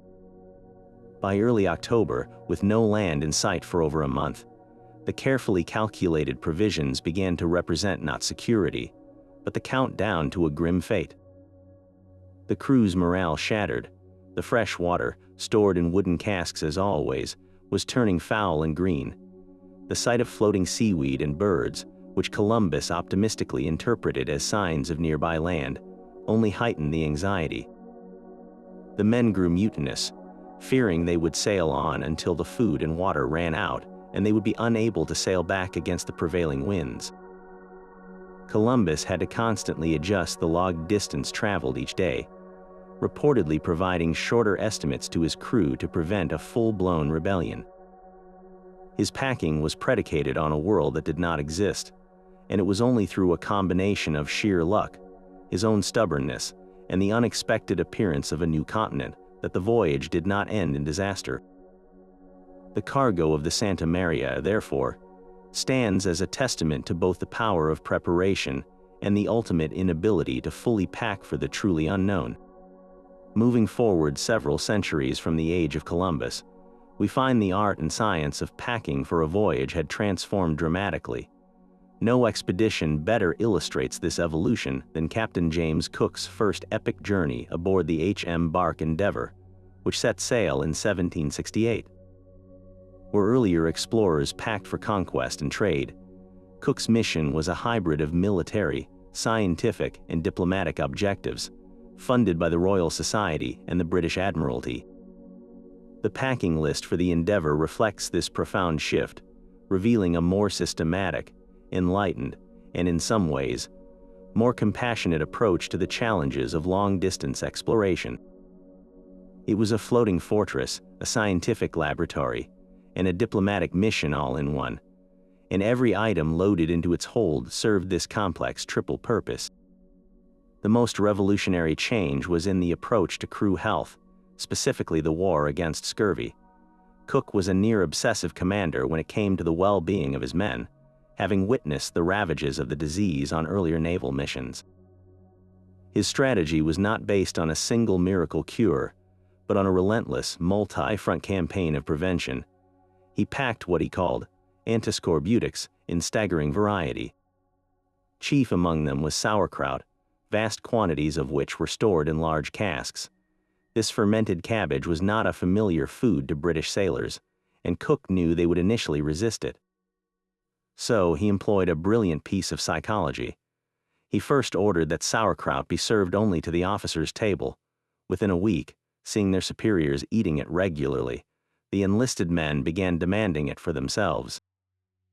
Cook had used the crew's perception of privilege to overcome their suspicion, ensuring they received a steady, if small, dose of vitamin C. But sauerkraut was just one weapon in his arsenal. The ship also carried a concentrated, syrupy preparation of oranges and lemons, known as rob. While the heating process used to create the rob likely destroyed much of the vitamin C, it was still part of Cook's comprehensive system. More effective were the opportunities he seized to replenish fresh foods. The Endeavour's route was carefully planned to take advantage of known sources of anti-scorbutics. In New Zealand, Cook had his men brew a potent spruce beer from the tips of local trees, a practice learned from North American indigenous peoples. In the tropics, he ensured the crew gorged on fresh fruit whenever they made landfall. His holistic approach combining preserved foods, opportunistic foraging, and strict enforcement of diet achieved a historic result. On a voyage that lasted nearly 3 years, Cook did not lose a single man to scurvy, a feat that was nothing short of miraculous for the era and cemented his legendary status as a commander who valued the lives of his crew as a primary asset. This humanitarian concern was matched by an unprecedented scientific ambition. The Endeavour's most unusual cargo was not a what, but a who, the wealthy botanist Joseph Banks and his retinue of 8 assistants, including 2 artists and 2 scientific secretaries. Banks essentially turned the ship into a floating institute of natural history, and his equipment displaced tons of what would have been traditional naval stores. His team brought along dozens of large, flat wooden presses for drying plant specimens, along with reams of blank paper to place between the leaves. They packed hundreds of glass jars and bottles, filled with alcohol, to preserve fish, reptiles, and insects. For the artists, there were crates of high-quality watercolor paints, pencils, and stacks of drawing paper. Their mission was to capture the color and form of every new species they encountered with scientific accuracy, creating a visual record for scholars back in Europe. The scientific gear extended far beyond botany. The astronomers on board were equipped with a state-of-the-art telescope for observing the transit of Venus across the Sun, a celestial event that promised to help scientists calculate the distance from the Earth to the Sun. They also carried more robust and accurate navigational instruments, including an early sextant, which allowed for more precise calculations of longitude than the error-prone method of dead reckoning. This commitment to science even dictated the ship's physical structure. Cook had a special platform, called a crow's nest, built at the top of the mainmast, providing a sheltered vantage point for the naturalists to observe and sketch the coastline without interfering with the sailors working the decks below. The Endeavour was, in essence, a ship deliberately reconfigured to serve the cause of knowledge, a testament to the 18th century Enlightenment ideal that discovery was as much about understanding the world as it was about claiming it. This more nuanced purpose was also reflected in the extensive and carefully considered trade goods packed into the hold. Unlike Columbus, who brought trinkets for an emperor he never found, Cook was heading for the diverse islands of the Pacific, whose cultures were largely unknown to Europe. His trade goods were selected with greater versatility and a clearer diplomatic intent. There were still the staples: iron nails, axes, and glass beads. But the inventory was vastly expanded and included items intended to build genuine goodwill. The ship carried large quantities of cloth, both plain and colorful, which was highly valued across Polynesia. They also brought toys like dolls and marbles, which could be given as gifts to children to foster friendly relations with local communities. Perhaps the most significant items were the livestock. Cook brought a small menagerie of animals not just for his own crew's fresh meat, but as gifts and tools for future colonization. He had sheep, goats, pigs, and even a peacock and a peahen on board. The intention was to introduce these animals to new lands, providing a sustainable food source for future European visitors and, it was hoped, earning the gratitude of the local people. This practice highlights the dual nature of Cook's mission. On one hand, it showed a forward-thinking concern for the long-term well-being of both explorers and islanders. On the other, it was an act of ecological imperialism, introducing species that would forever alter the landscapes of places like Tahiti and New Zealand. The trade goods, therefore, were no longer simple bartering chips. They were instruments of a softer, more strategic power, intended to facilitate not just acquisition, but integration and lasting influence, marking the beginning of a new, more complex phase in the age of exploration. Yet for all the careful planning and enlightened strategies of captains like Cook, history is also littered with expeditions where the packing list proved to be a fatal miscalculation. These are the tales from the edge, where a single overlooked detail or a flawed assumption cascaded into catastrophe, reminding us that in the age of exploration, a provisioning error could be a death sentence written in supply manifests and cargo lists. Consider the plight of the Spanish treasure galleons. These massive ships were the financial arteries of the Spanish Empire, carrying vast fortunes in silver from the mines of Peru and Mexico back to Seville. Their packing priority was brutally clear: protect the treasure. This meant the heaviest items loaded deep in the hold were not water casks or food, but solid silver ingots and coins. This fundamental miscalculation of ballast had dire consequences. A ship's stability depends on having its heaviest weight low in the hull, but with the silver serving as primary ballast, The all-important water barrels had to be stored higher up and often in less secure locations. In heavy weather, a galleon would roll violently, and those poorly secured water casks could break free, smashing into each other and the ship's structure. Staves would splinter, and thousands of gallons of precious fresh water would drain into the bilges, mixing with the filth and salt water there, utterly lost. There are numerous accounts of galleons, delayed by storms or becalmed in the doldrums, running critically short of water while literally sitting on a fortune in silver. Men would dream of rivers of fresh water, only to wake to the reality of a dwindling supply of warm, foul liquid and the cruel irony of their situation. They were dying of thirst in a floating vault of unimaginable wealth. Their parched throats were a direct result of a packing decision that valued cargo over crew, a tragic testament to misplaced priorities. A more chilling and mysterious failure of provisioning lies at the heart of one of exploration's greatest disasters, the Franklin expedition. In 1845, Sir John Franklin set sail with two state-of-the-art ships, the Erebus and Terror, equipped with steam engines, iron-reinforced hulls, and a revolutionary technology for food preservation: canned goods. This was supposed to be the advantage that would finally conquer the Northwest Passage. Instead, every man of the 129-strong expedition perished in the frozen Arctic. For decades, the fate of the Franklin expedition was a perfect mystery. Then, Inuit accounts and grim archaeological discoveries began to piece together a horrifying story. Starving men had resorted to cannibalism, but why had they starved in the first place? The answer appears to lie in those very cans that were meant to save them. Modern forensic analysis of bones and tin cans found at expedition sites revealed staggeringly high levels of lead. The lead came from the solder used to seal the cans. The process was sloppy.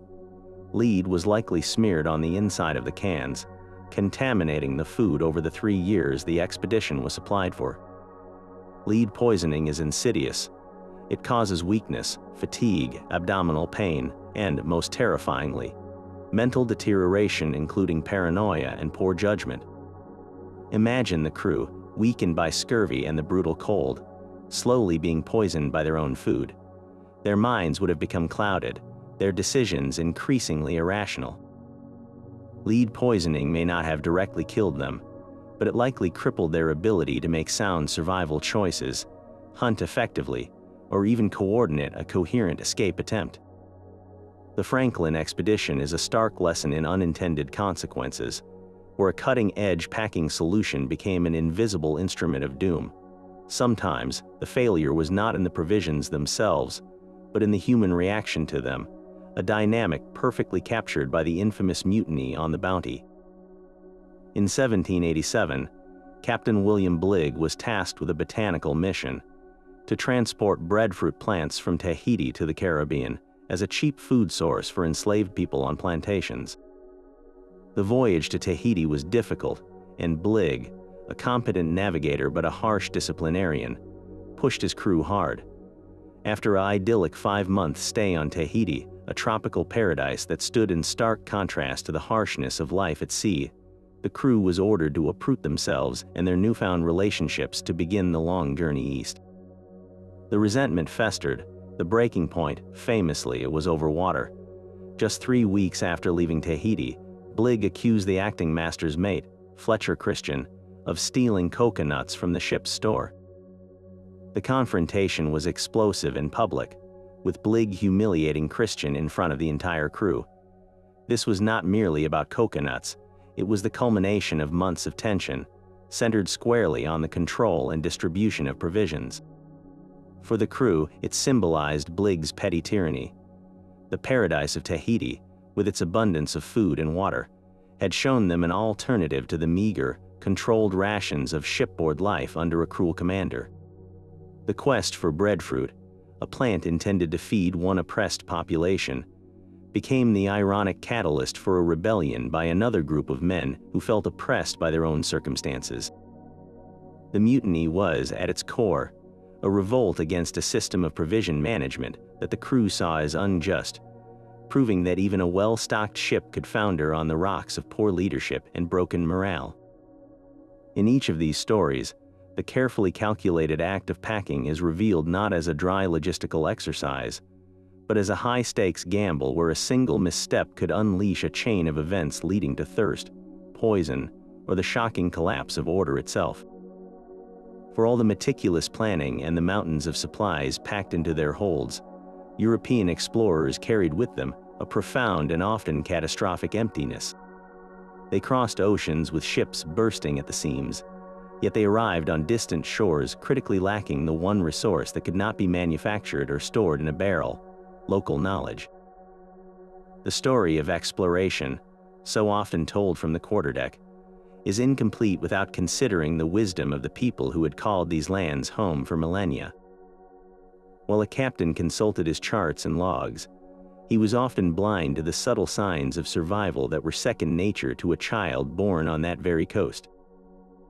Consider the simple, life-sustaining act of finding fresh water. A European ship, its casks fouled with green slime, would make landfall desperate for replenishment.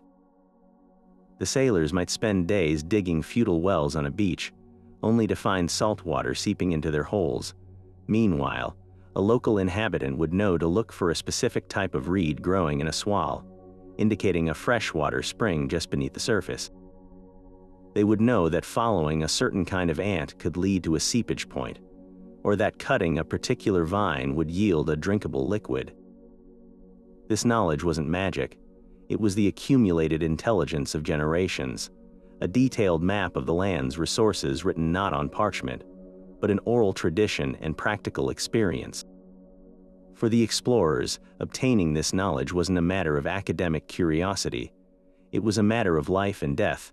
Their survival, time and again, hinged not on the contents of their hold, but on their ability to humbly ask for, trade for, or sometimes violently take, the wisdom of the people they encountered. This extended to the very food they ate. A ship's botanist like Joseph Banks might arrive with his presses and jars, eager to classify unknown species, but he had no idea which of the dazzling array of fruits and plants were safe to consume. The consequences of this ignorance could be fatal. There are accounts of sailors eagerly eating attractive berries or nuts, only to suffer agonizing deaths from poisoning. Indigenous guidance was the only reliable filter. It was local people who showed Europeans which tubers could be dug up and roasted, which leafy greens were nutritious, and how to safely prepare cassava to remove its cyanide content. In essence, the explorers' packed provisions served as a temporary bridge, but it was indigenous knowledge that allowed them to step off that bridge and actually survive in the new environment. The ship's biscuit kept them from starving on the voyage over, but the knowledge of how to fish with local techniques, how to hunt unfamiliar game, and how to recognize edible plants is what sustained them once they arrived. Perhaps the most stunning example of this knowledge gap lies in the realm of navigation itself. European navigators prided themselves on their sextants and chronometers, instruments that represented the pinnacle of their scientific understanding. Yet, in the vast expanse of the Pacific Ocean, Polynesian voyagers had been undertaking journeys of similar scale and duration for centuries using a completely different system. Their instrument was the world itself. They were masters of wayfinding, a complex art that involved reading the ocean as if it were a book. They could discern subtle changes in the swell patterns, sensing the reflection of distant islands. They memorized the precise positions of hundreds of stars, not just as static points, but as a moving clockwork that guided their course. They watched the flight paths of birds at dusk, knowing that certain species would fly toward land each evening. They could even detect the scent of flowering trees carried on the wind from an island still far beyond the horizon. When European explorers like Cook arrived in the Pacific, they were often astonished to find that islanders had detailed mental maps of archipelagos thousands of miles apart, knowledge passed down through chants and stories. Cook himself, despite his superior technology, frequently relied on Polynesian pilots to guide his ships through dangerous, unmarked coral reefs. This reliance reveals a profound irony. The great navigator, with his brass instruments and precise calculations, was often utterly dependent on the very people his culture considered primitive for the final, most critical stage of his journey. The European toolkit was brilliant for calculating a position on a grid, but it was silent on the intimate, experiential details of a specific sea. The indigenous navigator's knowledge was the key that unlocked that specific door. This reframing forces us to see the age of exploration not as a simple triumph of European technology over a passive world, but as a complex, often tragic, encounter between different systems of knowledge. The contents of the ship's hold represented one kind of power, the power of industry, of stored energy, of concentrated force. But the knowledge possessed by indigenous peoples represented another, equally potent form of power, the power of deep, sustained connection to a place. The success or failure of an expedition frequently hinged on the relationship between these two forms of power. When cooperation and exchange occurred, as when Cartier was saved from scurvy by the St. Lawrence Iroquois who showed him how to make a vitamin C-rich tea from cedar bark, it was a testament to the potential for mutual benefit. But when explorers dismissed or destroyed local knowledge, seeing it as inferior to their own, they not only committed a profound cultural arrogance, but also often doomed their own missions to hunger, thirst, and disaster. The greatest thing missing from the packing lists of these legendary voyages was, therefore, not a particular tool or supply, but an attitude, the humility to recognize that they were entering a world that was already known, already understood, and already full of its own sophisticated wisdom. The principles forged in the wooden holds of caravels and galleons did not vanish with the age of sail. They simply evolved, finding a new frontier far above the Earth's atmosphere. The supply missions that launch towards the International Space Station today are the direct descendants of the provisioning ships that once stocked the vessels of Columbus and Cook. While the technology has leaped from wooden casks to polymer tanks and from salted beef to thermostabilized meals, the fundamental challenges of packing for isolation remain strikingly unchanged. The journey into space, like the voyage across an uncharted ocean, is still a delicate dance with the constraints of weight, volume, and time, where every single item must justify its presence with ruthless efficiency. Consider the immutable tyranny of weight. For a 15th century caravel, every extra pound of cargo meant a ship that sat lower in the water, sailed slower, and required more men to handle. For a modern rocket, the equation is even more brutal. Launching a single kilogram of mass into orbit costs tens of thousands of dollars. This financial reality enforces a level of logistical triage that would make even the most hardened sea captain wince. Just as a ship's planner had to decide between an extra barrel of water and a crate of trade goods, NASA engineers must choose between a spare scientific instrument and additional psychological support items for the crew.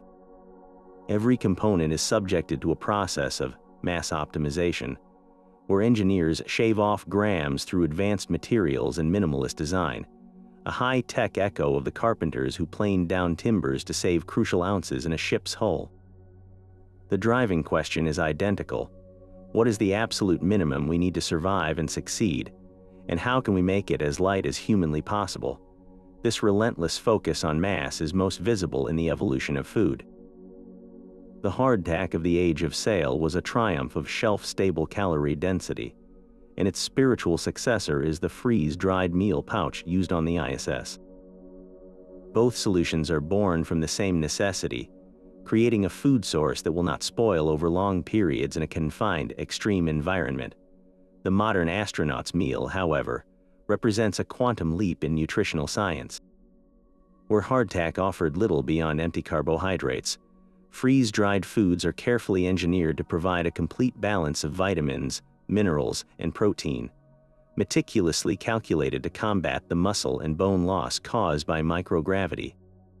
The process of freeze-drying itself, flash freezing food, and then removing the ice crystals by turning them directly into vapor in a vacuum is a space-age version of the ancient practice of driving moisture out of hardtack to prevent mold. The goal is the same, to create a stable, lightweight, and durable food source. The difference lies in the outcome.